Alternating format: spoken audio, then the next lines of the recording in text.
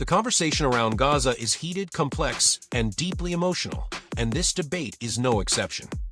In this video, we are breaking down the key moments from a powerful exchange between journalist Mehdi Hasan and military expert Major John Spencer on Piers Morgan Uncensored.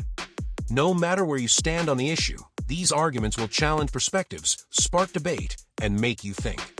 Let's dive into the key takeaways. And listen, I agree with Mehdi. You know, this was supposed to have been a war that Israel, with its massively superior military, could have ended quite quickly. My question for you, John, you're a military expert, is when you look at the way that Israel went after Hezbollah with that extraordinary pager attack that was unleashed on 3,000 members of Hezbollah, you think if you've got the capability to do that through Mossad and your other agencies, there were only 25,000 Hamas terrorists, we believe, at the start of this war. Why could they not have deployed similar sophisticated technology in a way that did not involve the mass slaughter of so many civilians in a place where the population is 50% under 18? Sure. I mean, not to say that experts are a good thing, but Mehdi has said he doesn't know much about military affairs, but he does talk about it a lot. So in your question, it's pretty easy to answer, is that it's a clear sign that Israel did disengage from Gaza. And the human intelligence that was required to pull off a historic pager operation against Hezbollah couldn't be replicated because Israel didn't have that level of intelligence in Gaza because it had disengaged and allowed Hamas to build this, what is a military challenge no military has faced in the history of really any war. And the fact that Hezbollah did let the civilians get out of southern Lebanon as the war began against them is a telling marker of why people can't understand what's going on in Gaza.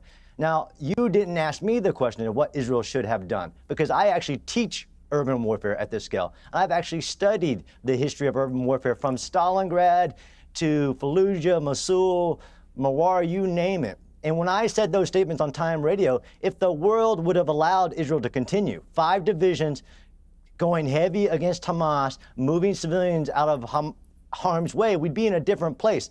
And this hypocrisy of the numbers, right? So there's 3 types of lies, damn lies, and statistics. There's been 85,000 children under the age of 5 who have died from starvation in Yemen since the Yemen civil war. I don't see protests and I don't see daily coverage on what's going on in Yemen, where there's 2 million people actually starving. So I actually know what is possible to achieve the goals that Israel said, and I've interviewed Prime Minister Netanyahu myself. The goals haven't changed, and they are achievable. And if you don't achieve them, you're only going to continue the cycle of violence. And had the world not stopped Israel back when they said, don't go to Rafah, you can't use big bombs against people in tunnels. This is crazy on what we're setting the standard for. This Israeli standard for war, if it continues, any nation trying to defend itself after being an attempted actual genocide against its people won't be able to. So I'm saying that Israel has done more to protect civilians in war, even when Hamas, who uses human sacrifice, is trying to get civilians killed. And they say this isn't John Spencer's word. Israel's done more to protect civilians than any other military in any comparable situation against something that nobody has seen as this evil of Hamas. But if you're right, John, if you're right, why are so many of Israel's allies now turning on Israel? Why is the UK calling it morally unjustifiable? Why is the UK, France and Canada combined to say they strongly oppose the expansion of Israel's military operations in Gaza? The level of human suffering is intolerable. They call for the release of the remaining hostages. Of course they should be released, but they say this escalation by Israel is wholly disproportionate. Donald Trump didn't even visit Netanyahu when he went to the Middle East for the week, right? All these things are adding up to me to a collective view by Israel's allies that they are losing the support of the people they should normally most rely on. So, you know, you're very confident everything they're doing is completely justified, but their own main allies are not. Well, I think each ally should ask their own militaries and their experts within their country, like the UK. Why don't you ask Sir Andrew Roberts what the UK military would have done had that happened on UK soil? Because I can tell you what the United States would have done, and they would have also answered with overwhelming. You keep using disproportionate. Actually, that's not right. Proportionality against the value of the military target. And I view my survival of my country very proportional. And what we would have done in the United States had an evil organization crossed our border, killed, raped, beheaded, taken hostages, we would have responded immediately with overwhelming force, to include ensure not one rocket came out of enemy territory until you made the enemy recognize that they aren't going to win and that they're going to lose. That's how you win a war. Well, but hang on. Before I go to Mehdi, I go to Mehdi, hang on. Before I go to Mehdi for a response, I mean, Mehdi articulated earlier the problem with that theory, which is after 9/11, which was the worst attack on American mainland since anyone could remember, that after that, they did launch a massive bombardment of Afghanistan. And where did that get America? Yep. In the end, it got America to a place where it left with its tail between its legs, with a load of people being killed on live television, horrific scenes, a betrayal of many people who had helped America during that war. And you cannot point to that and say there was any great victory. And this is the problem with what's going on in Gaza now. What does victory now look like? Because it's not going to lead to the removal of Hamas as an entity. And it looks like support for Hamas has grown, not deteriorated. So I don't understand what victory looks like other than what Smodrich has been saying, which is actually what it looks like is all the Palestinians gone. That Israel go in, clear them out, and they take over the land. Well, that, I'm afraid, whether you like it or not, John, is actually one of the definitions of a genocide, the expulsion of a people based on its ethnicity. Mehdi, your response. So, yeah, a lot's been said there. Thank you for coming back to me.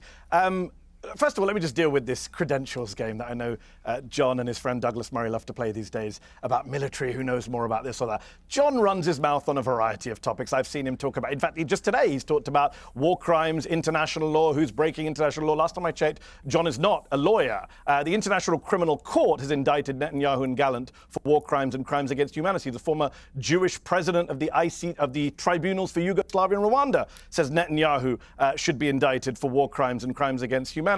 So let's just, we're going to play the expert game.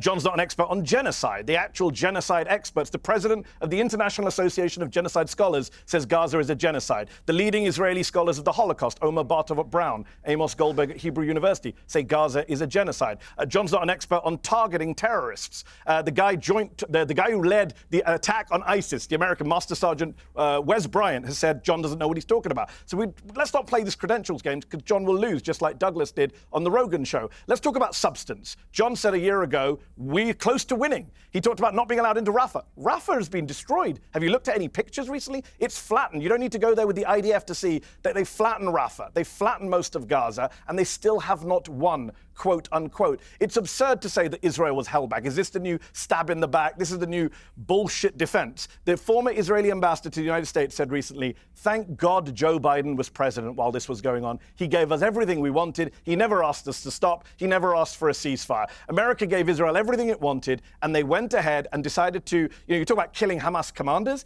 They dropped two 2,000-pound bombs on October the 31st, 2023, on the Jabalia refugee camp, killing over 100 people, to kill one guy, Ibrahim Biari, who wasn't even there, a Hamas commander. They killed over 100 people with two 2,000-pound bombs, which incinerate everyone within 100 square feet and damage everyone within 1,000 square feet. That is not targeted warfare. That is not proportionate. That is not legal. And we've seen that play out now over 20 months. And as you said at the start of the show, as I said, the dam is breaking. The Spanish Prime Minister has said Israel is a genocidal state. The Brits, the French, the Canadians that have backed everything Israel done, Britain continues to arm Israel, are saying this is intolerable. Donald Trump, as you've said, Piers, wants this done, wants this over, isn't a fan of Netanyahu. Not that I have any trust in Trump to do any of the right thing.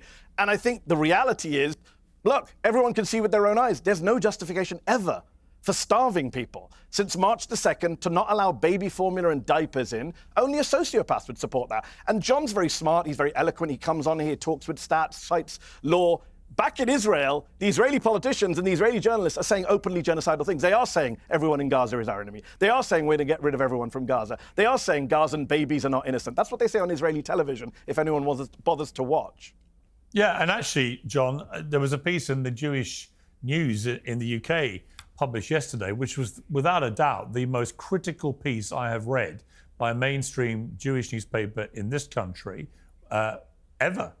and it was very critical of the Israeli government and its strategy. So I think this idea that what they're doing, the government, has widespread support now from Israelis or Jewish people globally, I think is actually beginning to be proven wrong. I think there's a lot of uprisings now of people saying enough, because they can see there's no end game. No one really on the Israeli government side has explained what is going to happen when this war ends, or indeed what victory looks like. And I just don't understand it. I mean, look, you're a war expert. If you don't have a victory, what happens? So you have continued war. So this is, I mean, there was a lot there that Mehdi talked about. And if you have to quote a master sergeant as your expert, as you're trying to say that I'm not an expert, or the other people that you list, while you're saying I'm not an expert, he's the guy who literally, led the effort to kill ISIS. Yeah. But okay. Don't interrupt me. I didn't interrupt you. But you're not an expert. Fine. I'm not an expert. Fine. But history, the military tactics, you say, Piers, what does victory look like? Yeah. Exactly the standards. Every hostage brought home. Hamas not in power, both military or political power in Gaza, and there's something else. Now you have actual, great, quote, Israeli press. That's the beauty of a free press. People can say what they want and get it published. You have people voting with their feet in Gaza right now saying, Hamas, we don't want Hamas. What you have, what victory looks like. Now, I can tell you historically what it has ever looked like and what did it take to defeat another military. Take the Korean War. 2 million civilians died in the Korean War.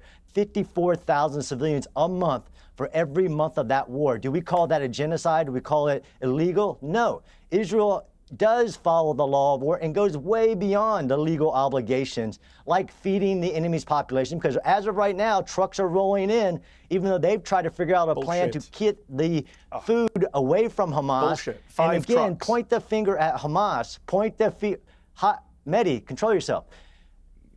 Open the gate to Egypt, create the biggest displaced person camp just on the other side of the gate, and get the women, the children, and the elderly out of harm's way, and then destroy Hamas. That's victory, so that it never threatens Israel again.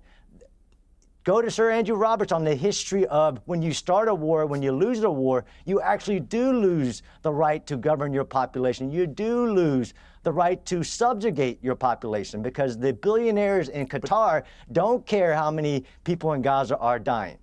Okay, Mehdi, final word to you. I mean, look, we can argue about what victory looks like. We can also argue that a victory shouldn't involve a genocide, right? That's been my consistent position from the beginning. Don't kill civilians. Don't intentionally harm civilians. When the former head of the Israeli military, the former Israeli defense minister, not some lefty, not some anti-Semite, Moshe Yaalon, says last week, we're doing ethnic cleansing. We're sending our soldiers to commit war crimes. We're losing touch with our Jewish values. That's what Moshe Yaalon, a hawk, the former head of the Israeli military, said last week. There's a reason he's saying that, and there's a reason John Spencer doesn't want to engage with that, because Israeli generals are saying it themselves. We've turned killing kids into a hobby. The world can see. I thought we're not interrupting, John. The world can see what Israel is doing. Israeli generals can see. And by the way, one last point, please don't go and invoke Yemen to score your points. I think I've spoken and written more about Yemen than you ever have. People like you only ever come along and cite Yemen and Sudan to defend Israel. You don't actually give a shit about the people of Yemen and Sudan. Show me how many things you've written about Yemen and Sudan versus what I've written about Yemen and Sudan. Okay. I actually don't give a shit about you. I care about civilians. Oh, control yourself, John. Thank you, gentlemen. We nearly got there without going ad hominem, but we fell at the final hurdle. But it was an interesting debate. Thank you both very much.